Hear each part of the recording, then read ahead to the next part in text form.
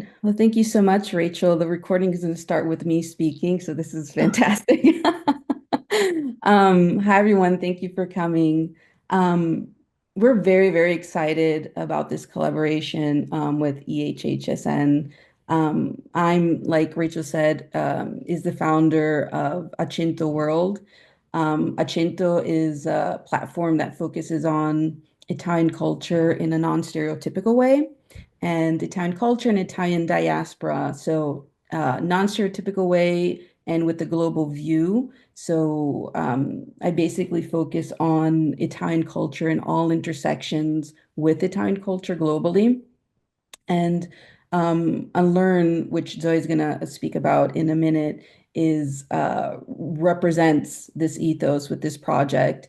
And I'm really excited about this collaboration because I do think that the way Zoe will talk about the parallels with hip hop and Italian culture, something that hasn't been discussed or I haven't seen a lot of. I really hope you'll be excited as much as I am. And and then, we could talk about it later in the Q&A, but if this could be of interest for the upcoming academic year, um, that would also be great. And also something that we'll discuss later as well is Accento also offers an e-learning space so what we do on this, the approach in discussing Italian culture in a non-stereotypical way, we're trying to bring that into the classroom as well. And with our partnership with Unlearn, the Learn series, this is the great opportunity to do so. So every episode of the podcast will have its own learning companion that is online, that is on Accento World on the website and then and then we're working on printable activity sheets and so on. So we could discuss that later. But I'll let Zoe talk about her baby, the Learn series, and we could start this webinar. Hi, everybody. Thank you, Rachel. Thank you, Paola, Giuseppe, and Crystal, my co-producer in this project. So I'm the founder and creator of UNLEARN Series. UNLEARN is a roundtable discussion series on Italian identity and what it means to be Italian. The first season is composed by 3 episodes. Episode 1 is the history blueprint. Episode 2 is style and representation. Episode 3 is music and stereotypes. Let me tell you why the Unlearn series is rooted in hip hop. The identity theme is the core of it, but I have to tell you a little bit about my story as well in order to go deeper in this project. So Zoe is my tag. I chose this name because of the aesthetic of the letters together and the sound of it. I was not fitting in Italy at the edge of Marche and Abruzzo, urban, rural outskirts. Studied graffiti back in the 90s. I was looking at top to bottom wall trains outside the window on the train ride towards my high school. Early on, we realized that the reality around wasn't made for us. I was noticing discriminations. Mine, the intersection of classism and sexism. Italy was already a super sexist society. Hip hop was not exception. My dad was a truck driver, my mom a house cleaner, who also worked as a secretary at a lawyer's office at 15 years old. She reads ton of books, extremely curious human being. Let me tell you why my nonno is an OG. Nonno is a sharecropper, as nonna. All my family descends from people who works the land. Straight agriculture, but mostly for the landowner. often in an exchange of living in a house. 60% of the harvest wasn't yours. Times when Nonno was sleeping on corn leaves, mattress, and taking care of animals. We'll look at this photo taken during a community event after a marriage in town. He looks like a Scorsese Fellini actor. In the beginning, hip hop is a blue collars type of musical genre, which focuses on discrimination and class struggle. Low classes in general are united by similar fights and victim of public hate. My nonno was pretty zen. We thought he carried that from his experience in India for 7 years as a prisoner of war. He had two splinters, bomb explosion, hip and finger visible under his skin. He would drop English punchlines in order to empower others. Language he learned during his 7 years in India as prisoner of the British Army. He only had a fifth grade education, but he was politically aware and open minded. His goal seems to be passing down our oral knowledge to empower community, pers- preserving cultural heritage, and fostering intergenerational learning. Pay attention to this. Popular wisdom has been always amplified by folk, tribal, popular music and rhymes as rap. Italian dialect, Italian American slang met African American vernacular, known as Ebonics, quick way of understanding each other with rhythm. Straight to the point, honoring their word meaning.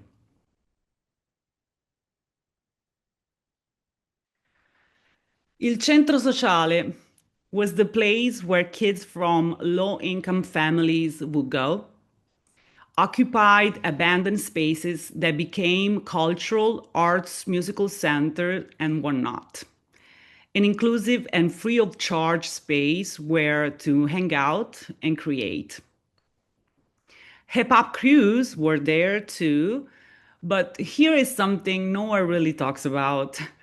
Only posse rap was accepted in this environment because they were explicitly and solely political in their lyrics. Those type of MCs helped advocate for worker rights on the mic in public protests. I just don't think the majority of us Italians at that time understood the full musical spectrum of hip hop, although they understood the cause. There was a lot of agitation during Craxi and Berlusconi era, and police brutality was happening.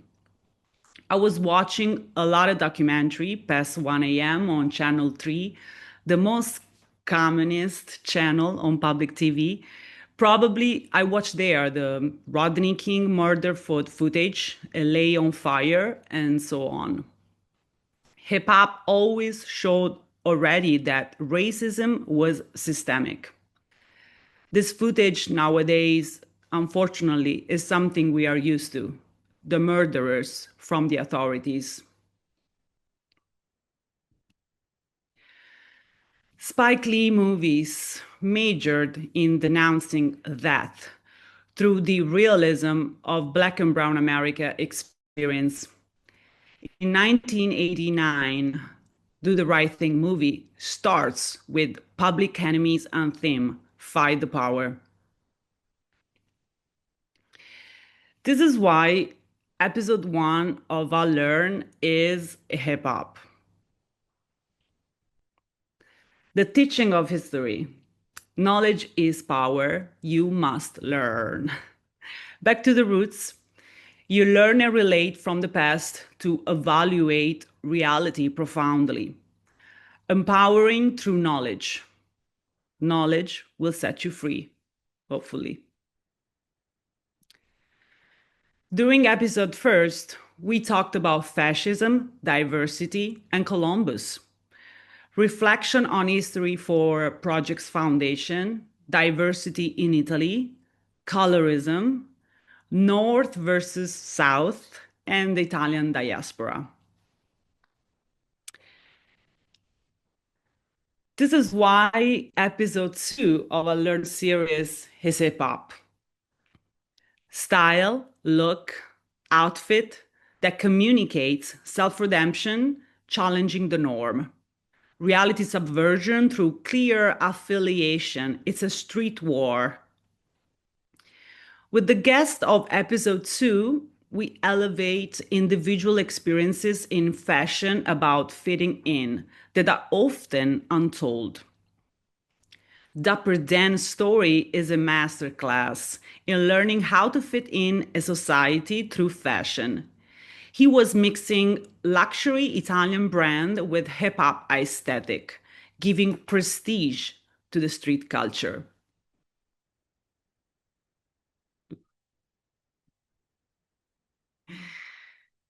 During episode 2, we talked about moda, representation, and cultural appropriation.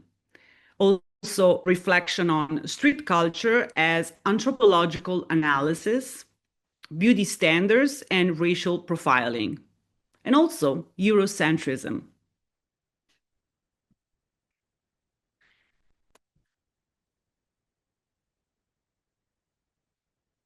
So, why episode 3 is hip hop? Here is sneak peek. Enjoy.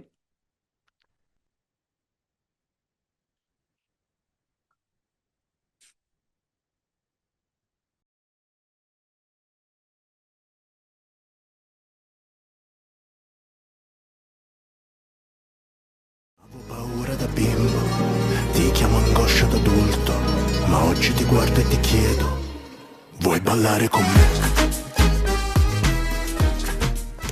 Why do people, society, corner Black people and people of color to a specific musical genre? I think it's a good question in terms of identity expression within the Black community and what's accepted by people outside the Black community. Like in the United States, as a Black person, I feel like I have no other national identity other than being American. But within America, historically, what has been promoted has been Eurocentric. So the few images or the few sounds you get from Black people tend to still be dictated or controlled by companies or media outlets that aren't Black owned, and they may be more comfortable with certain images of Blackness than others. Once people know that certain images or ideas or things have a higher chance of quote unquote success commercially, you're going to find people doing more of that. So in my mind, blues started with Black folks, rock music started with Black folks. The Negro spirituals that went into gospel influenced some of the bluegrass and some of the country eventually, and there was an overlap in Appalachia. But if a Black person now had a banjo, somebody would be like, that doesn't make sense. Whereas if a Black person has on a gold chain and a hat that has a certain style, people are like, oh, I bet you rap. There's something to how that's happened. I think part of it is a big macro issue of, do we ever see the full diversity of people in media, let alone Black folks? And are there certain images historically that have been easier for certain people to accept? I born in Italy from my father. My father was an immigrant from Egypt, and my mother was Italian. My real name was Amir, is Amir, but my mother, when I growing up, when I'm 3 years old, maybe, my father go in jail, and my mother changed my name in a real Italian name, Massimo. They call me Massimo, Massimo. I have this situation, Amir, Massimo, but hip hop give me the possibility to choose my real name. Before is Cina, Cina, my tag, and after I won't use Amir. Amir, I start my rap career with Amir. Yeah, I think hip hop for me, it's a love relationship with the hip hop, because hip hop really helped me to choose my identity. I mean, the classic idea of an Italian American in the United States is somebody from Brooklyn And my parents are super old school. You know, my mom is like 72, my dad is 73. So super old school, man. I mean, you know, pasta on Sundays, big family dinners, you know, religious, you know, fish on Christmas Eve, you know, all of that stuff. So, but I always knew that I wasn't Italian by blood. And my parents would always say, my parents never sat me down and said, like, you're adopted. You know, like the classic, like, you know, on TV, you know, kids make fun of each other, like, you're adopted, da, da, da. That was never like that for me. Like, my parents always said, like, oh, when we got you from Colombia, or when we picked you up, or when we brought you here. So they were using that kind of language when I was very young, probably before I could even understand what they really meant. So I always knew that I wasn't Italian by blood. I knew that I was Colombian by blood, but that I didn't know how to speak Spanish. I didn't know anything about Colombian culture. The only reason why I knew anything about Latino culture was because all of my friends were either Hispanic or Black growing up. So that's I guess the reason why I started to become interested in like claiming, or rather the reason why I got interested in speaking Spanish was so that I could claim some sort of identity, because I still didn't feel like that I had one. And with hip hop, in my personal opinion, being tied to West African roots and some of the traditions of West Africa, the naming ceremonies sometimes happened when people were teenagers. Like they had a youth name and then they had like an adult name that was granted to them based on their personality or granted under the expectations that were going to be kind of sought. And so this idea of I get to pick who I am, or the older homies like, yo, this is your nickname, you know, like there's something important and powerful to that. And the difference when you do graffiti, something I love about graffiti is the identity can't be known. And so it's not about the who I am. And as an MC, it's the opposite of look at me, it's me, me, me, me, me. I love the fact with graffiti it's bomb everywhere and no one even knows it's the person right next to you. With hip hop, you take on this identity that's like, no, I'm the superhero full time. And so there's some interesting ways name and identity can be used to stay private, stay isolated, or to have your life on full exposure and, you know, everyone knows who you are thing. It's fascinating in how we identify. In Italy, we use a label, second generation of immigrants, son of immigrants. You imagine in the 2006, I put out my first album, and in the lyrics, I'm maybe one of the first rapper in Italy talk about this situation. I'm feeling Italian. My father was an immigrant. My mixed blood, my mixed identity. And I start to talk with the media. Ask me every time stupid things, stereotypes about my identity, obsessed by religion, for example. In my case, my father was Muslim, my mother was Catholic, but I reading article about me, and I read Amir Muslim rapper, really.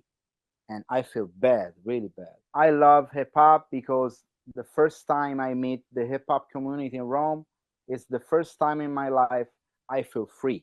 I feel free to feel myself, really, without every time explain about my identity. Now it's a multicultural society, but in the early 90s, the end of the 80s, it's totally different. Yeah, and the first time I meet the hip hop community in Roma, in Flaminio Square, in the downtown Roma, maybe it's the first time in Italy I see a multicultural crew, really, the first time, because a lot of these people was sons of people work in some embassy, for example. A lot of these kids go to to some international schools, and every moment I meet these kids, I meet the future of Italy in the 90s. You sometimes learn the scripts, you learn the scrolls, you understand the magic, and then you got to burn it down because it went the wrong direction.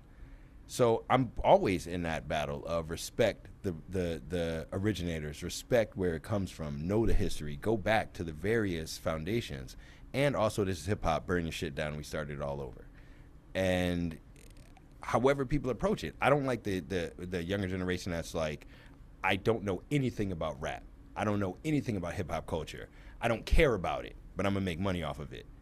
But that's because I don't like capitalism and I don't like people exploiting culture. There's a lot of these hip hop heads that are the legends that grew up in a different time that are just never gonna change how they think or, you know, the language that they use. And I'm not interested in changing people. I'm not interested in changing people's perspectives. I'm not interested in changing who people are.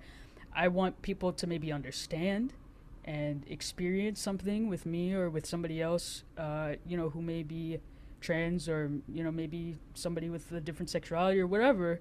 Have a good experience with those people. If they outwardly still use language or still say things that, you know, maybe I don't agree with, but inside they say, okay, well, that dude isn't so bad, then I'm happy.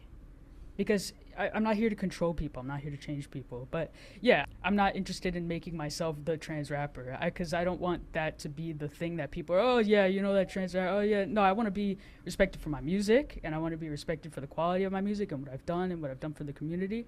So I won't put my foot forward to be that person. But if there is somebody out there that wants to be that person, then great. And then they could change the game even more and create even more acceptance. Around men, sometimes, yeah, you feel in danger as a woman.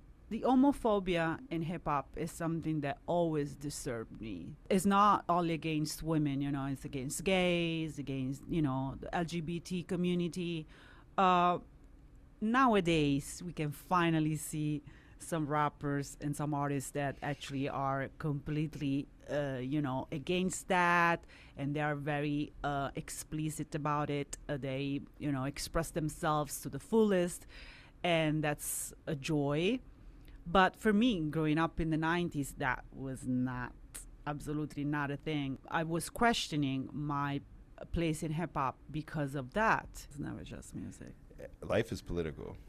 Da te, dove il cuore è leggero e tutto si può, senza nulla per cui arrovellare la mente, schiacciarla col niente che realtà tu sei.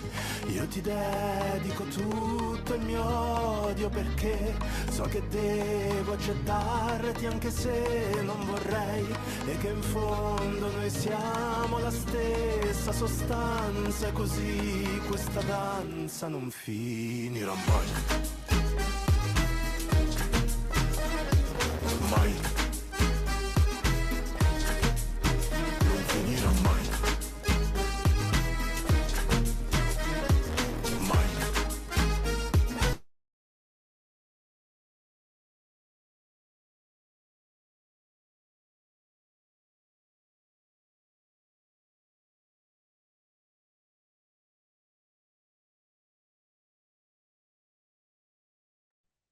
Great. We can applause for real.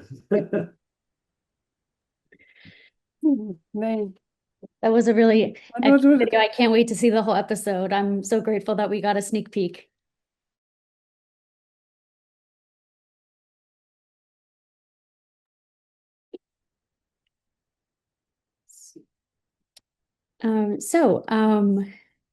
Upon seeing that really excellent episode clip, and I can't wait to see the full episode, like I said, does anyone have any questions for Zoe or for Crystal or for us?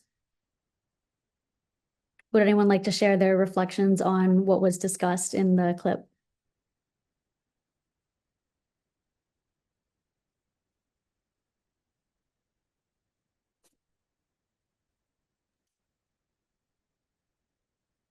Oh, Clarissa, thank you. Salve, buonasera. Hi, good evening. Thank you for organizing this. Nice seeing you, Rachel. See you very active. I see a few other people on the screen that I recognize. So my name is Clarissa Clau. You see my background. I co-edited. I edited and co-translated this book. But my question to Zoe, let me see the name, to Crystal, is obviously I'm an educator, I'm a professor at San Diego State, you know, and you have a job to do and something to sell. So I guess my question is, this is available for free, or what is it? You know, tell us more about the business part of this, because, you know, hip hop is a business too. Great Did you guys? question. Yeah, yeah. Grazie, Clarissa. Thank you. No, that's a great question because that's what I anticipated earlier. So the collaboration that Accento has with Unlearn, when Zoe she talked about me the first time about the podcast and what she wanted to talk about, I was immediately on board and I said, okay, whatever I need to do, let's try to get a first season, even if it's 3 episodes, first seasons, let's do this together and we co-produce this. And part of the reason why, aside from the fact that it's great, and it needs to be out there, um, part of the reason why we're having this collaboration is because I told her that when with the Accento World platform, there were some professors in the very beginning that came to me asking me if I could create moduli accademici modules, and I said, that's not what I do. This is just this is not my job. I don't do modules. But then I thought about it and I said, well, if I could do it with an accento approach, with this kind of mindset of doing something different, then maybe I could do something. And so in talking to Zoe, I said, this is probably the opportunity to propose something that could be taught in schools. And so with our collaboration, every episode has its own learning companion, which is free and I could actually put in the chat, I'll put the link to it. We call it the Learning Hub. It's a Cinto World class. And this is actually, so I put it here. So this is the website. And I'm also linking the first 2 learning companions of Unlearn here as well. And so if you click on this, this is an extension of what was discussed in every episode. And so we're delving deeper into it where there are gifs, it's more appealing to students maybe, there's gifs or GIF, come si dice in italiano, gifs, there are quotes, reading materials, links to books. Hopefully we can add if someone has, let's say, a paper. This is another opportunity. If someone has a paper that's interesting on hip hop, specifically in this case, or whatever these episodes discuss, if there's a professor and they have a paper and it's interesting, it could be available for free download on the page. So everything we could put on these pages for free, it would be great. For the business aspect of it, we want to be to propose workshops and be incorporated somehow into the syllabus for the academic year. And via workshop or via these activity sheets that we're working on, me and Zoe are working on activity sheets that reflect this first season of Unlearn, for example. They're printable.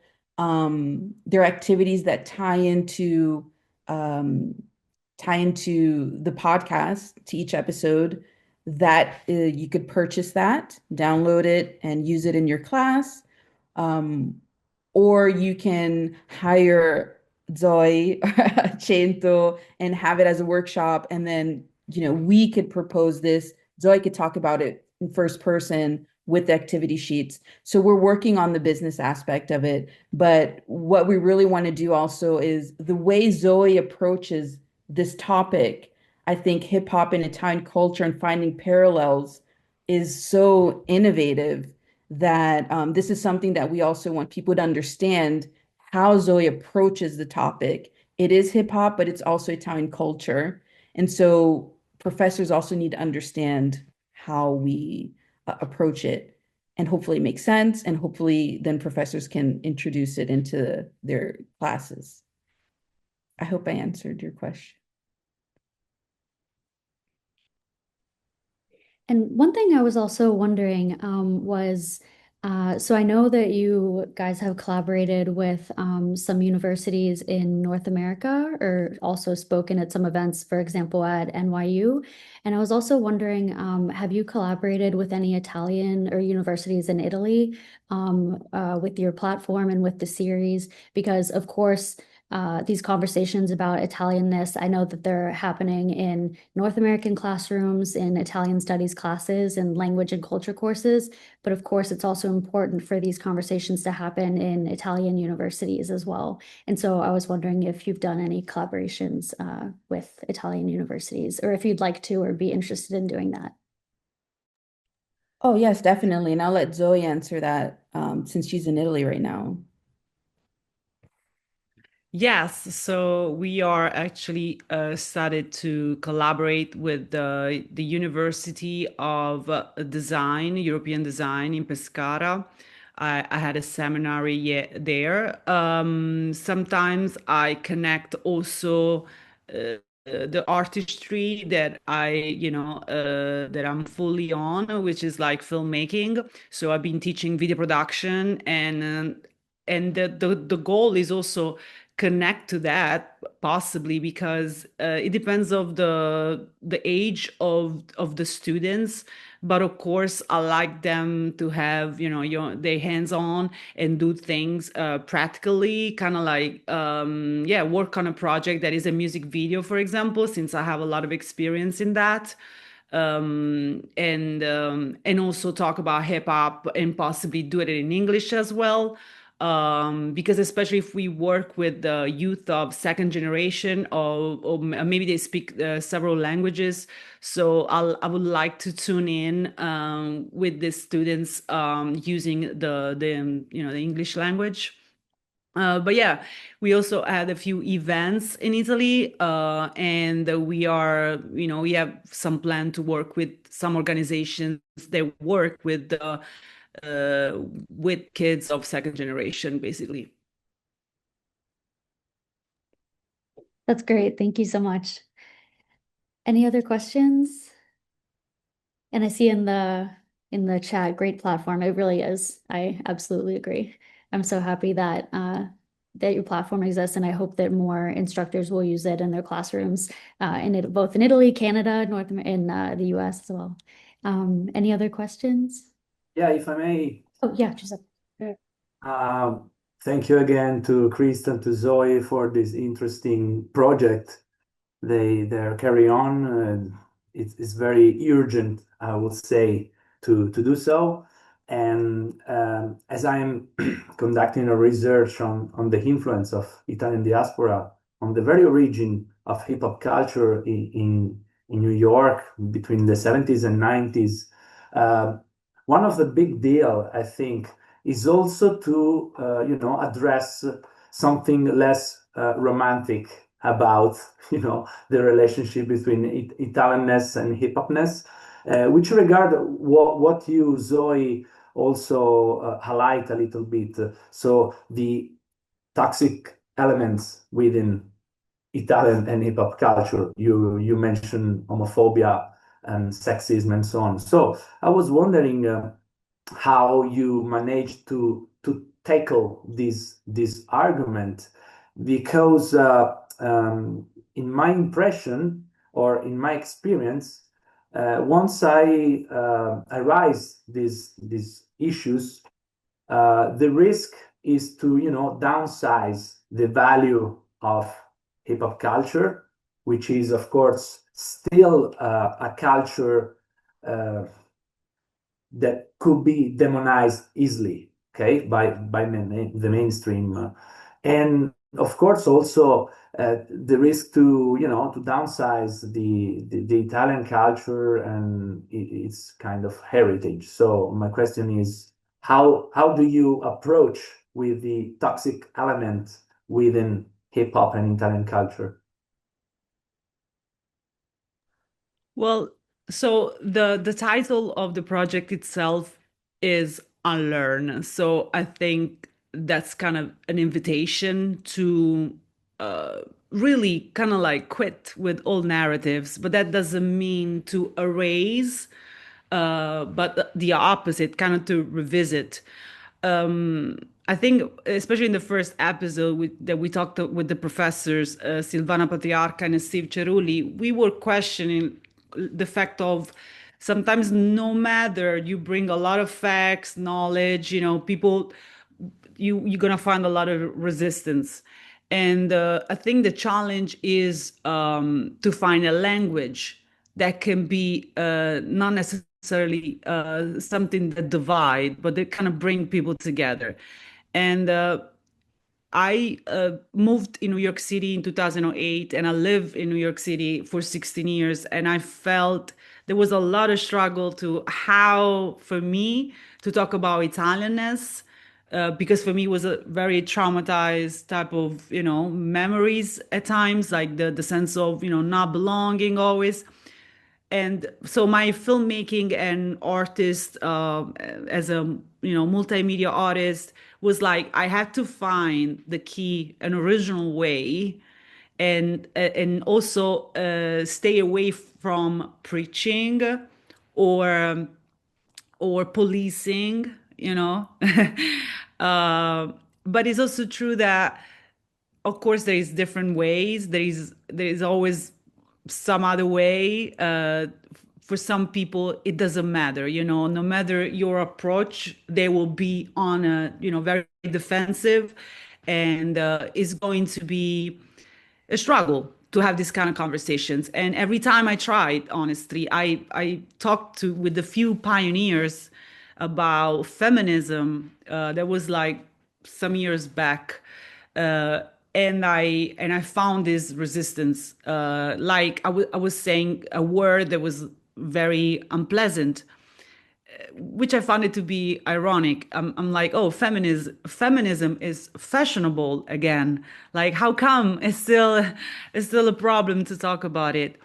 It's a matter of ego, unfortunately, that's what it is at the end of the day. It's like it's also something that I learned from America that I think it's actually, I don't know, for me is a good tool, is when you have the power of having someone else speaking, like you can make space for that person to talk. Why don't you give space to women? Why don't you give space to a black and brown person, an indigenous person? Like, and it's something that I always think. Everything I do, I always think about this stuff. So it's a way of reading a room, or it's kind of like, okay, I'm doing a music video. Who is behind the camera? Who is in front of the camera? I gotta have this person. And it seems to be the surface, right? A lot of people said, oh, yeah, you can see all of these people on the stage, but it doesn't really matter. I think it matters because we can start from that. Thanks. I don't know if I answer, Yeah.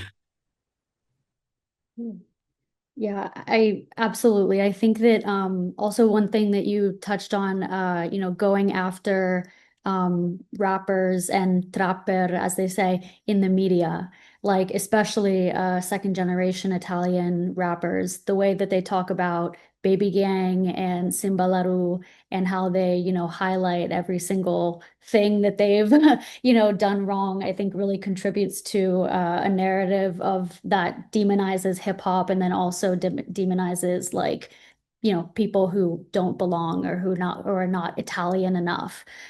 So I think hopefully, or I know that the Unlearn series will help people unlearn that. Thank you.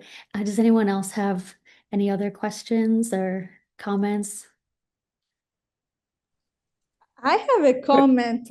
Oh, sorry, Alessandra, do No, you no, wanna... Okay, no, I wanted to compliment the project as well, Crystal and Zoe. Zoe, I really think the highlight of what you've presented is your own experience, is you inserting yourself in this narrative, in this story, and telling also the story of your nonno. I mean, that's like exactly what that's exactly what we want even our students to do. you know, like look into their history, but sort of how you are connecting hip hop with other types of culture. Of course, hip hop has its own specifics of where it was born, etc. But you know, like it can be related to so many other experiences. So I really appreciate it, and of course, your own narrative as you know, like as a woman within a field in the 90s in Italy, but at the same time, this is precisely the untold story of Italian hip hop.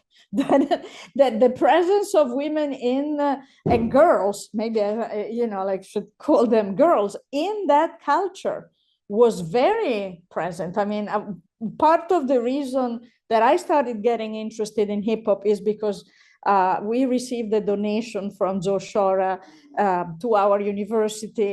But on, you know, it's a small hip hop of Italian hip hop archive, and included all the numeri, all the numbers of the magazine AL, whom I'm sure you pretty much know, probably were reading at the time. And so what I noticed, I worked with this with my students, but what I noticed is that a lot of, you know, in the rubrique where people were writing to the magazine, a lot of, you know, girls, women were saying they were reading the magazine, they were doing graffiti. Maybe there's even more, there were at the time even more women in graffiti, which is of course hard, more difficult to, you know, like to archive, you know, because it's even more ephemeral than others, and the dancing part as well. Like unless you have recording of that, unless you have pictures of that, unless, you know, you have to do oral history to unpack that. So even the oral history is exciting. Well, I'm getting too excited, so I'm going to stop right there. But I just want to say how important even the fact that you generated the project is for this. So kudos.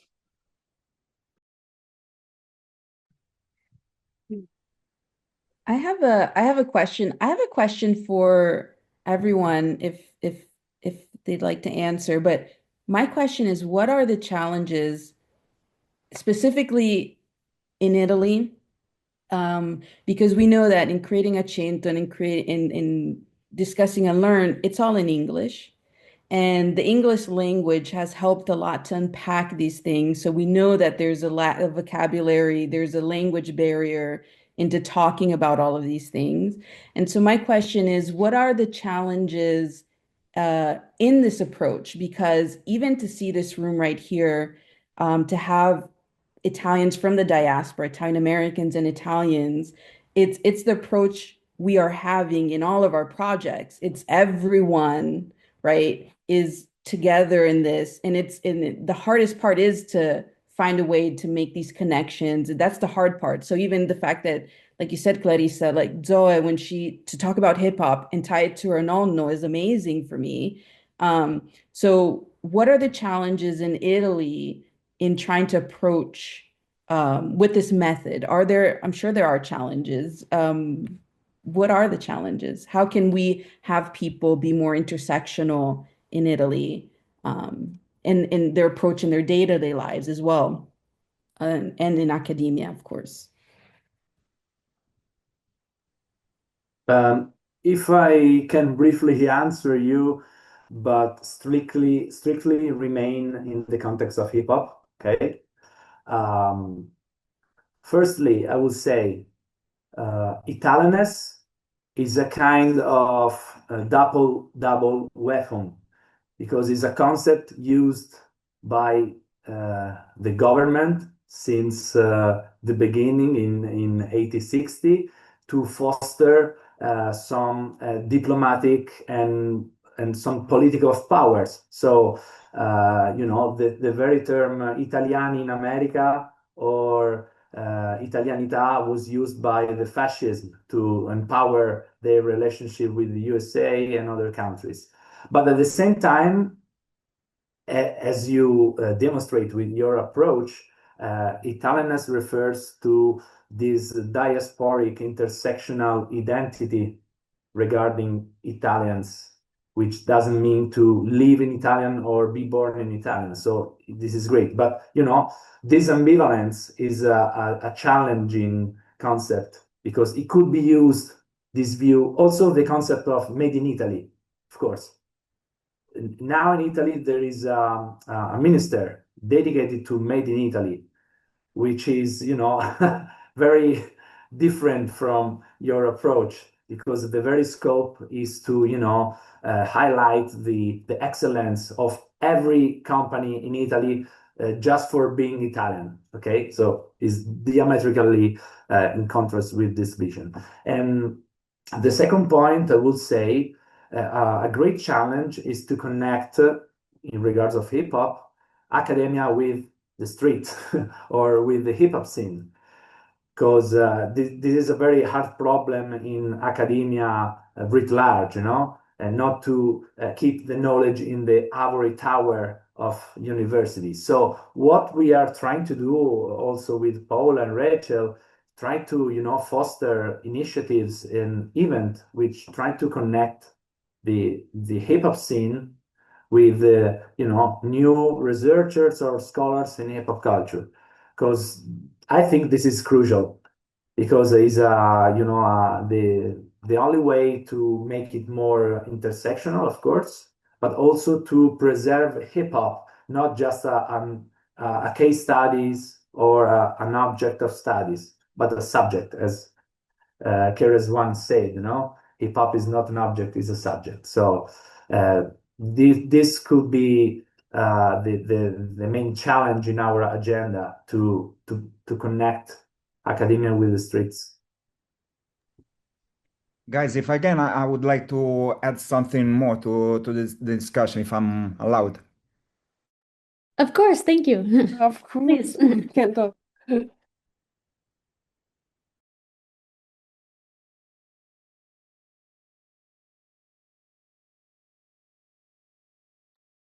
Oh, did his connection freeze?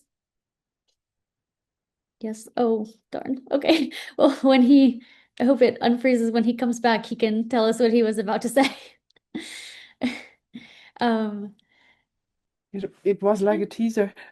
yeah. But I In hope the so. That he, Italian now language. it's Oh, sorry, Kento, Correct? you cut out. Would you mind beginning again what you were saying?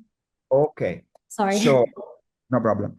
I was saying the very first point that Nexus was talking about is very important from my point of view. The very concept of Italianità, the very Italian flag has become very politically charged in the last few years. And the very Italian language is changing very rapidly, way more rapidly than the media and the common opinion are sensing, are feeling. The point that media are portraying young rappers or trappers only in a negative way reflects the fact that the mainstream society doesn't even try to understand the language.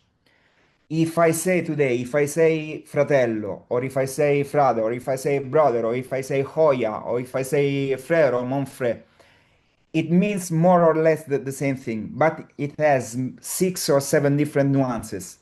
And this kind of richness of new Italian language is what is not being understood at this moment.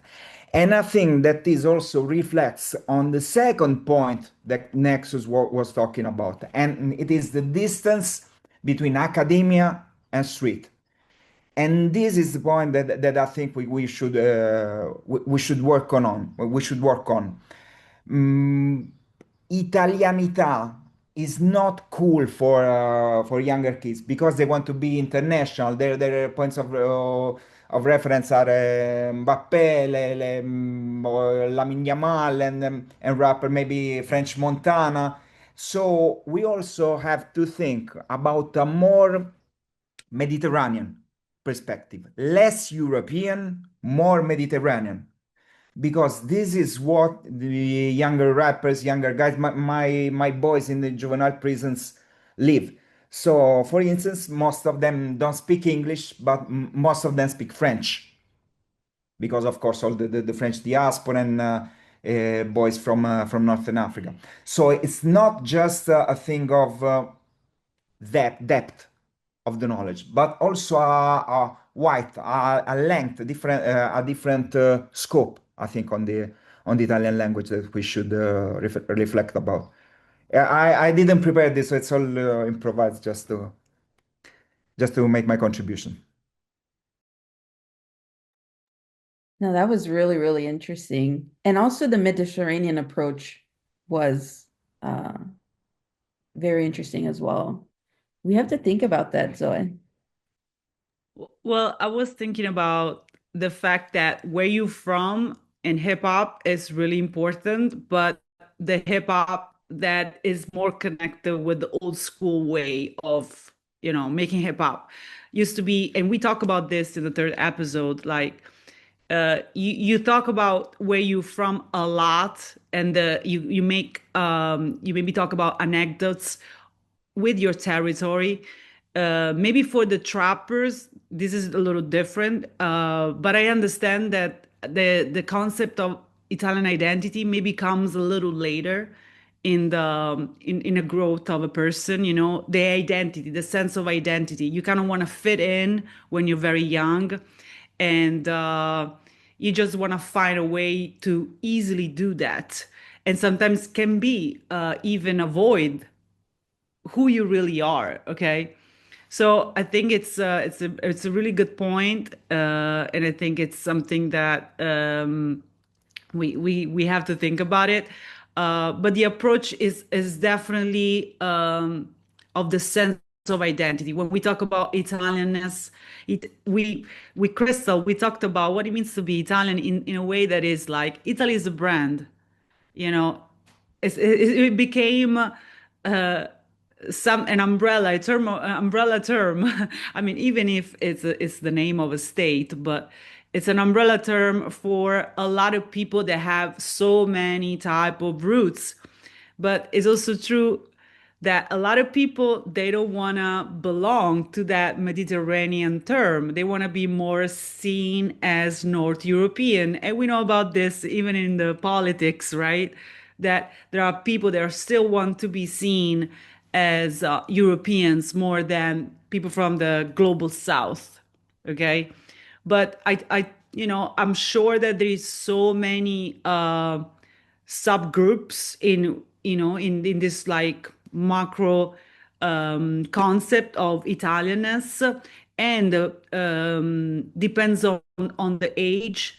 We have for sure different ways of intertwine, interconnect, and feel represented, which is also something very important, I would say, in the hip hop, but also for just young people in general.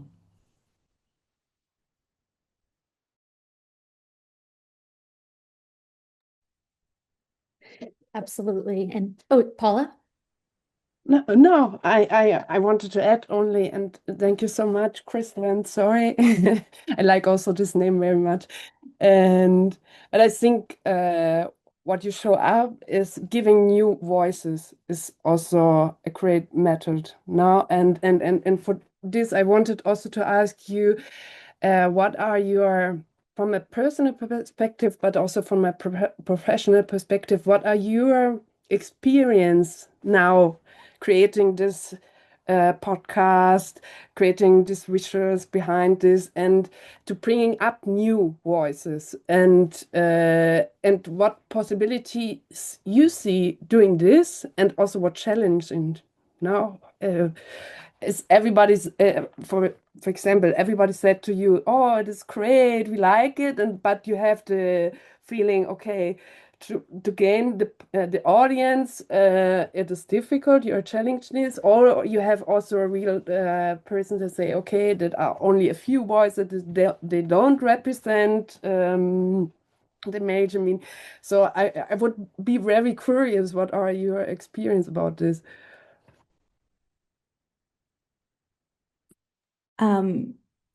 What comes to mind, Paula, thank you for this question, is when me and Zoe, we went to New York to speak at NYU at Casa Italiana. And actually, when we were on the panel, I opened by saying, or I started by saying, this is actually the first time. So me and Zoe worked on Unlearn together for a year, 2 years. Okay, well, what is time? Well, 2 years. Okay, online, and we met in New York for the first time for that event, but we worked online to create, to co-produce the podcast. Zoe was in New York at the time, so we were able to do this, and we'd have our monthly touch bases weekly touch bases and everything. But we met for the first time physically for that panel, which was the day before the panel.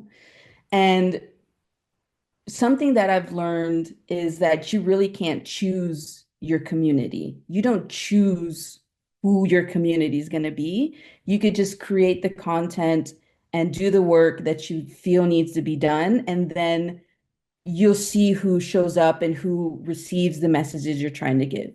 So it was actually the first time in New York with the people who came to listen and to hear us speak, was the first time that we physically saw who Accento represents, right? The diaspora, the intersection.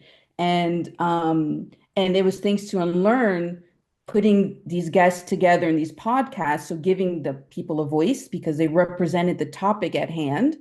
That was the only way they were actually going to meet, was putting them together to talk about a topic.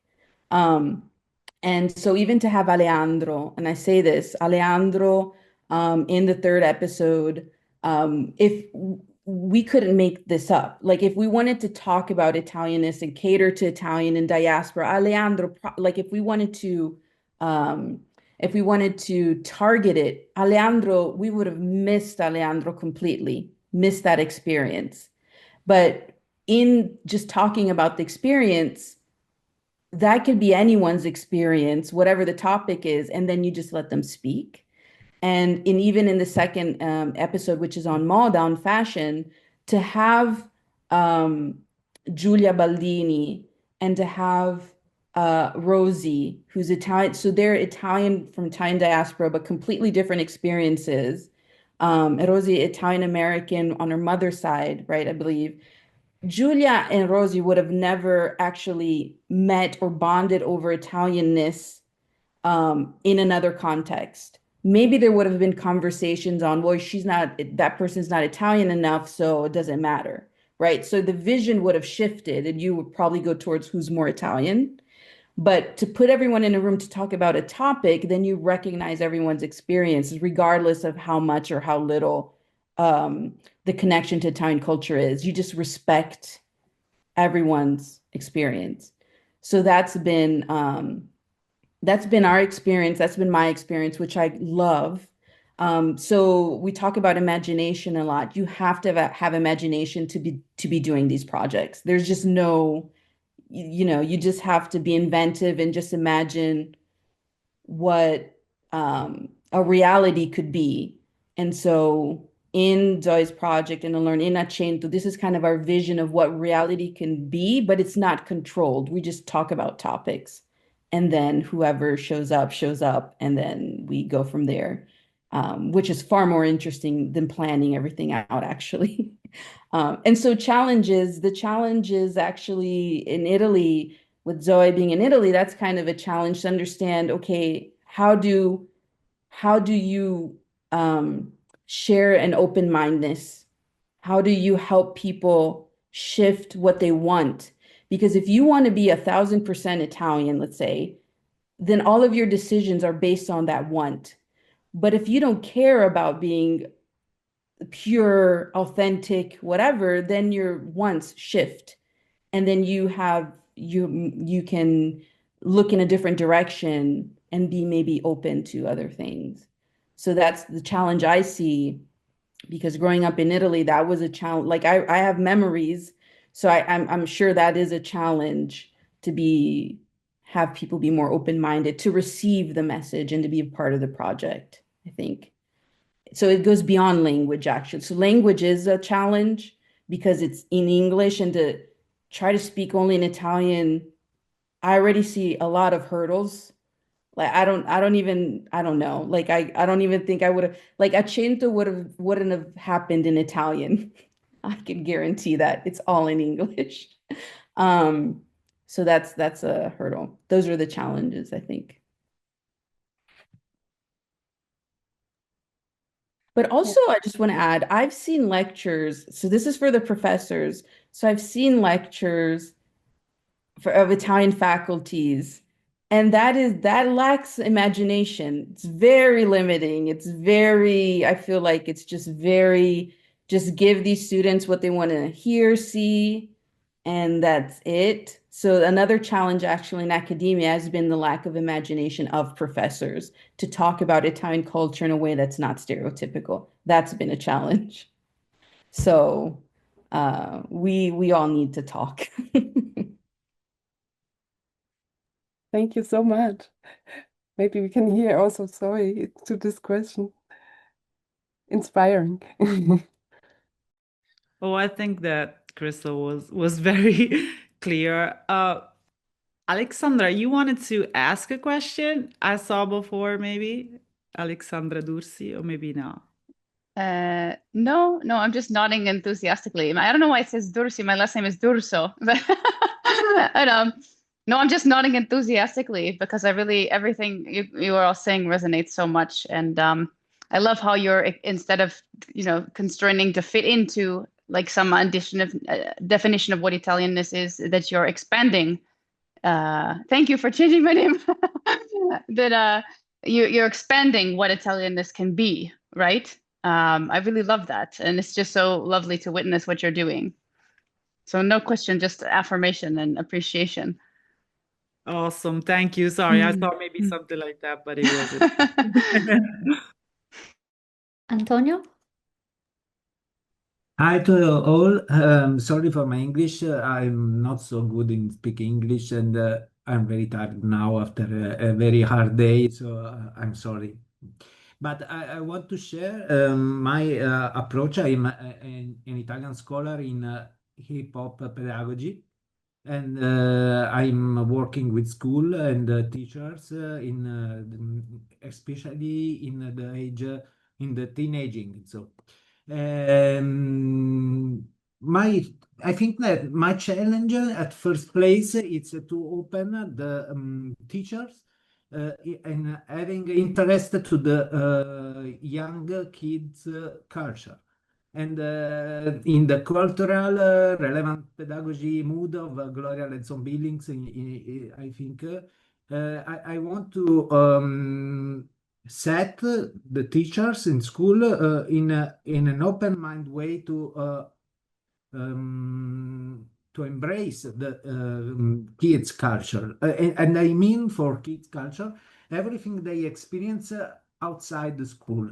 It doesn't mean in a right way the hip hop culture, because in Italy, especially far from the big city, we have not so a sensitive presence of hip hop culture.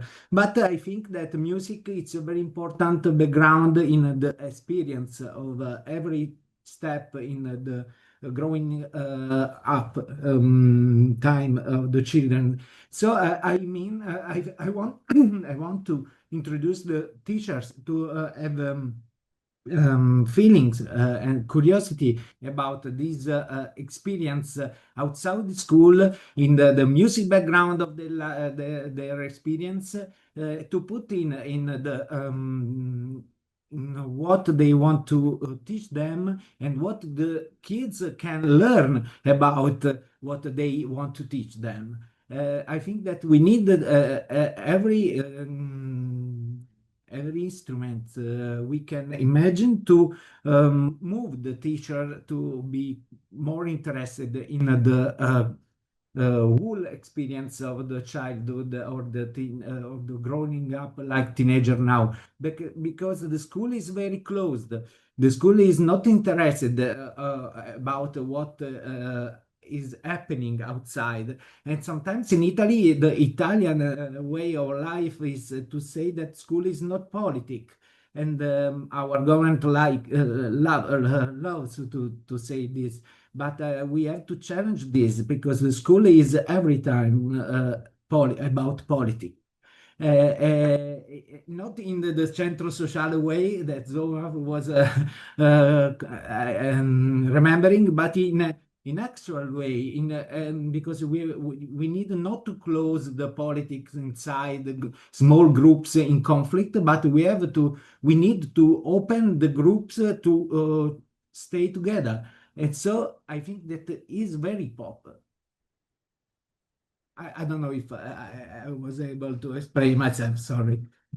No, I think you expressed yourself very well, actually. And I thought about ageism as soon as you started saying that there is this missing conversation that is not happening. There is not curiosity from the teachers that are grown-ups about the mindset of a kid and how and what he likes, what they likes. I'm actually very interested in that, and every time I hear a new term or even unfortunately, but drugs or whatever it is, I'm always like, wait, what is this? How you guys wait and I think this is something that should be our responsibility as well, as a human beings, just like don't assume that because they are younger, they're immature. Honestly, I always believe that, kids are way more pure than us in a way they experience life that is way more full. It's just like they don't have all these structures and I don't know, I would say limitation, that we have, that we kind of like start having while we navigate this experience. So I guess I always feel so privileged when I talk with the kid, and because I feel I'm experiencing life in a very pure way. So I also think that politics is for me is always been the etymological meaning, like ethic of society. That's what it means.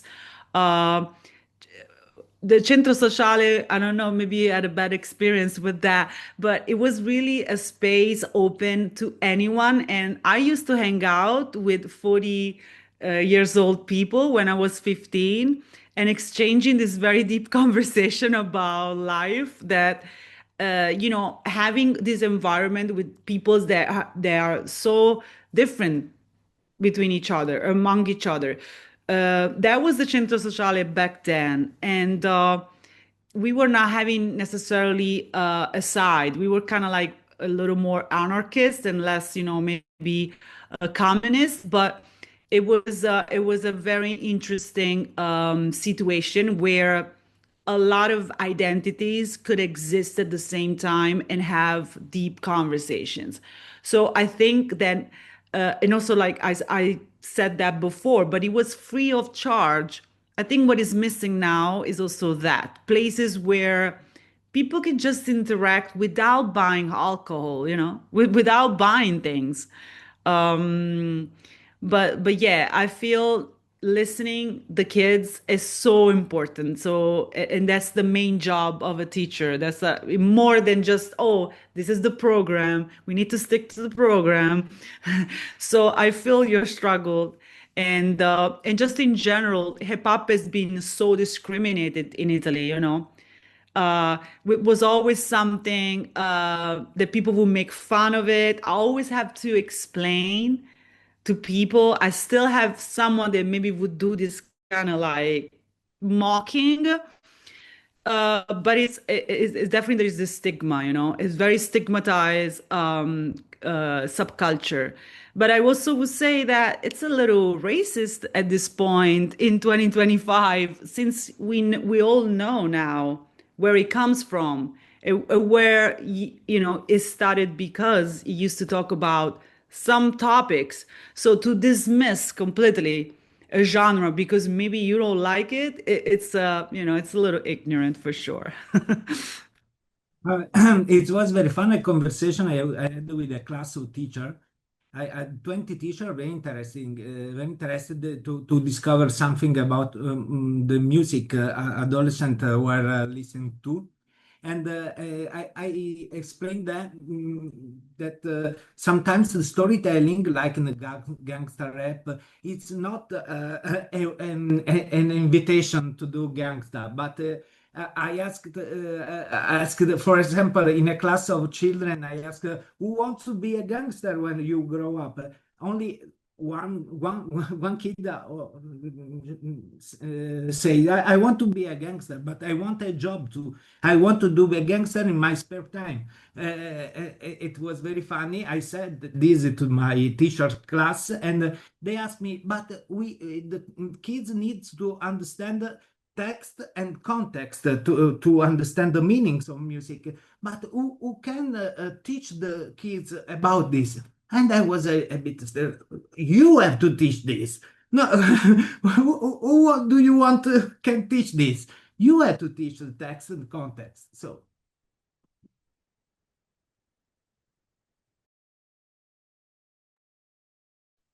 Yeah, definitely. I think that there are certain types of thinking in the Italian school system that need to change so they can better integrate hip hop into their curriculum. Because I think many young kids nowadays, they really would like to study that, you know.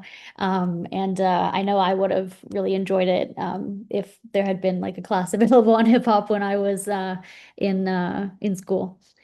All right. Well, are there any other questions, comments as we wrap up, I think? No. All right. Well, then I'll just take the opportunity to thank everyone again for coming today. Thank you for your comments, your questions, and your reflections on this series and this topic. And thank you again to Zoe and Crystal for their innovative and very important work. And really a round of applause again for the clip. It was great. We cannot wait to see the full episode. And thank you again to Paula, to Giuseppe, and to Crystal and Zoe for helping to organize this webinar.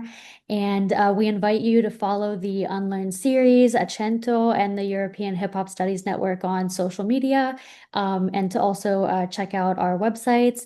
And please stay connected because we would really like to increase and strengthen the connections and collaborations between hip hop scholars, researchers, artists, and practitioners. And I hope that there's a way to integrate the UNLEARN Series and Accento also into your classrooms. So please also feel free, and I hope I can say this, feel free to reach out also to Crystal and Zoe to work with them and collaborate with them. And also for everyone who indicated on the sign up in the registration that they'd like to hear more about UNLEARN, Accento, and the European Hip Hop Studies Network, thank you. You will be hearing from us. And we hope that this can be a great first step into increasing our collaborations and connections. So we hope to see everyone again soon and hear from you all soon. And yeah, thank you. Thank you again. And thank you. Thank you so much. Thank you so much, Rachel, also. You've done Thank you, great. Rachel.